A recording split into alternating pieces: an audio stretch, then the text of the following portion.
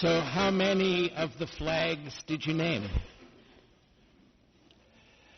Just for fun, let's go around clockwise, starting right here, around the chapel, and see if you can name these flags. Anybody know the green one right here? We're talking about this one right here, Tom. The green one, yell it out if you know it.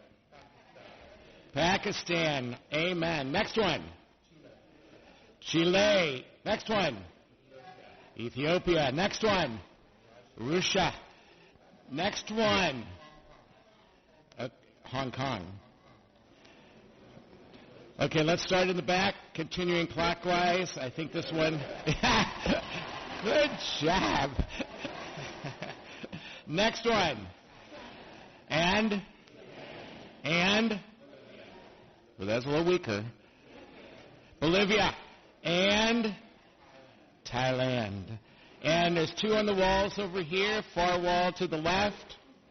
Iran and? Palestine. Oh. And the Vatican. Thanks, Troy. The ever-Orthodox Troy.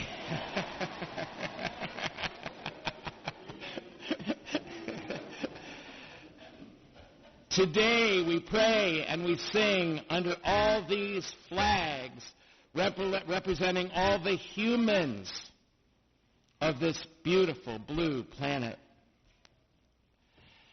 I, Gary Brown, grew up in a very small world. No languages of any sort other than St. Louis English, if that qualifies.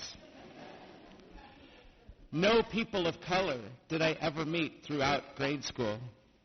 No Jews, no Hindus, no Muslims, no Buddhists, no atheists. A few Protestants, and they were my cousins. All of us grew up here except my friend Greg, whose dad was transferred in days when not a lot of people got transferred from one city to another. Whose dad was transferred here from New York. He's my only friend who came from outside St. Louis at that time. Small world indeed. And so I wasn't very good at difference. There's so much I got wrong. When I was assigned to Washington University, the whole world broke open for me. Here came everybody. I can take just a few steps now in any directions from here and hear the sound of languages from across this earth. Here, students open their hearts to us from all faiths and none.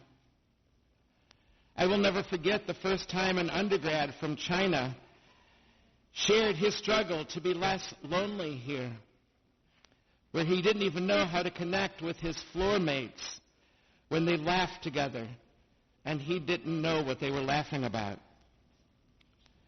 All of a sudden, in this conversation, this big world I was experiencing was suddenly immersed in became as little and as intimate as a young guy and an old guy from two different parts of this planet with two different color skins and very different languages and lots of faith and none, trying to figure out together how to be less lonely in both of our worlds.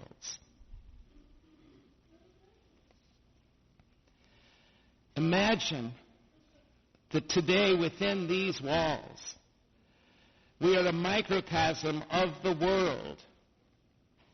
Here, today, we will hear a smattering of languages sounding everywhere on this planet in this very same hour. Here, today, we will sing in languages not just our own. And so here today we will join in the songs being sung in other cultures by very different people, very different than we are. And all of us, sustained with the same longings of the human heart, all of us, sustained with the same longing of our own human hearts. The best way I know how to celebrate the world is to breathe. To breathe with the same breath that 7.8 billion humans, 7.8 billion of us are breathing right now. Feel your heart beating as the heart of every living human being is beating with yours, in rhythm with yours. And this is a big and be in awareness. Be in awareness. Awareness of the cacophony of sound that carries the uniqueness because of context and culture and different experiences of all faiths and none. Hear the sound that carries the uniqueness of each one, all sounding in this same hour with our own. You will hear Japanese, English, Spanish, Vietnamese, Tagalog, Latin, South African, Hebrew, Polish, Irish. Praying and singing here, underneath these flags that represent the world, in this place, in this hour, praying and singing together, soaking up the sounds that make words, that make meaning for millions. Sounds that make words, that make meanings for millions. When we are in awareness, the whole world is here. What I learned when I got transferred to Washington University, what I began to learn, is that the more radically different a culture is from ours, the easier it is to judge that culture, to weigh it against our own preferences. It becomes so easy to resent them, even as really what we resent is not them, but the different they are from myself. And we resent it because it's more work. It's more work to try to understand what is so different. And so rather than understanding, we'd rather blame. It's so much easier. We'd rather blame them for being different. Oh, we're not aware of it, but it's so true. And it's really that simple. That we resent it because it's so much work to relate to them. It's work we'd rather not have to do. And so we blame them for being different than us. They are bad drivers. They are shrill. They all look the same. They don't talk. They talk too much. They're too expressive. They're too loud. They smell bad. Their streets are trashed. Their words mean different things to them. Why don't they all learn English? Their politics are awful. Why don't they do it our way? Why don't they understand me? It's so hard to understand them when they talk. Everything in me is straining to hear what they're trying to say. Why don't they... ...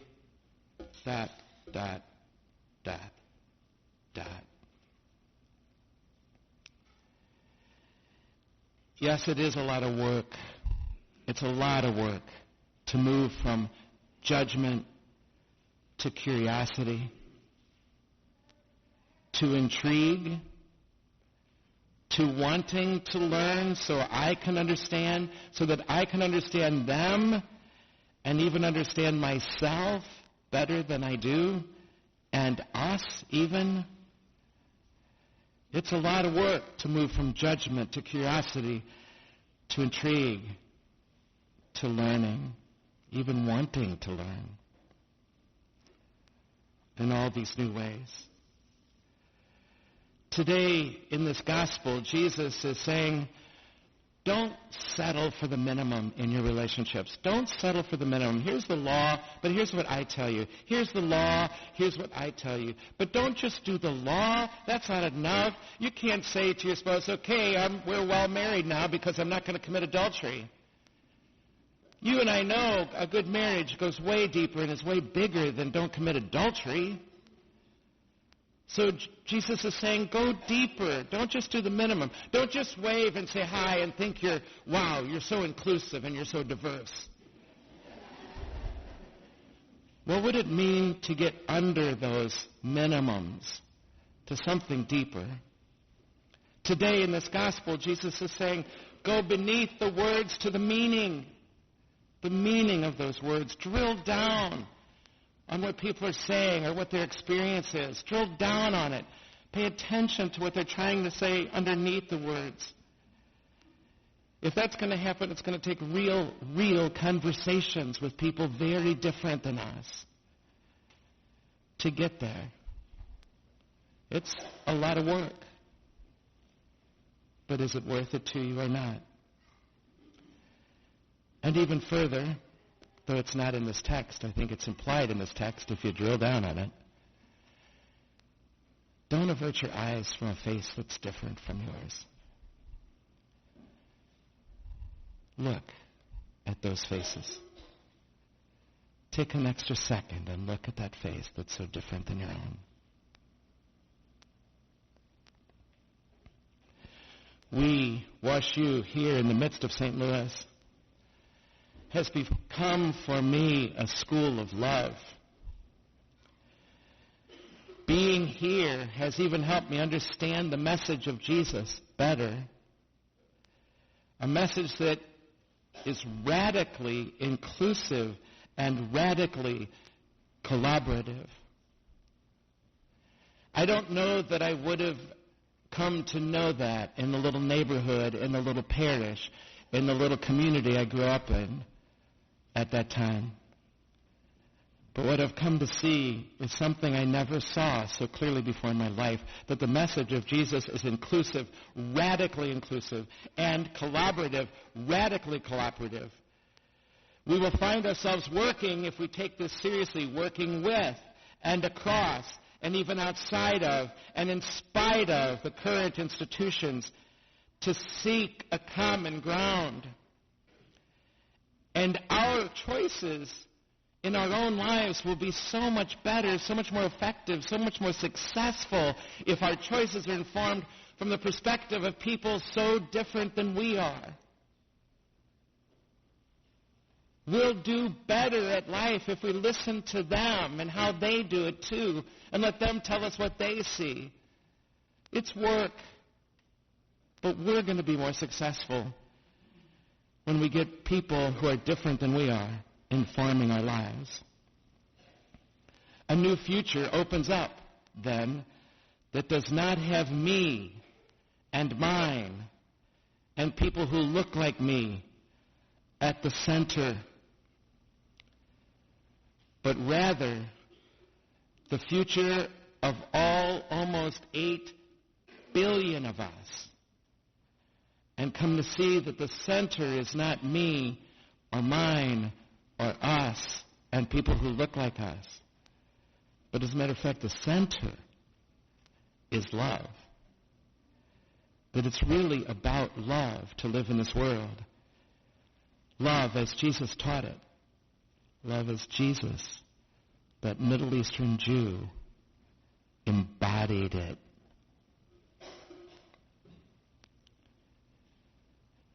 It's all about, at the center, love, as Jesus taught it and embodied it. And it's important to remember, I think, at least for me, that like for me, this was not something Jesus came to naturally. He also grew up in a culture where everybody looked alike, and everybody talked the same language, perhaps never meeting people, at least many along the way, who were different from him. This was not something Jesus came to naturally. He began to think of the Jewish world as the center of his world. And because of the people he met along the way, his vision broadened, and love became the center of his world. Love for God and love for all, with no exceptions.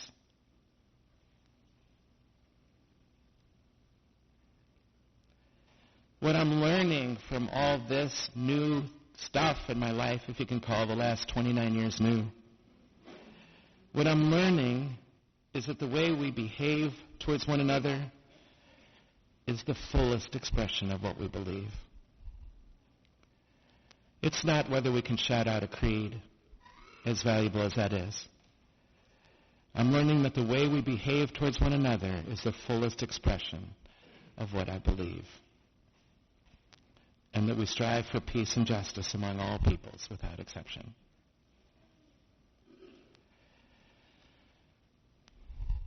The cost of difference is not small. But the richness engaging with difference makes possible is beyond calculation. Rich indeed is the world gathered under all these flags of all the nations, and still one. Rich indeed.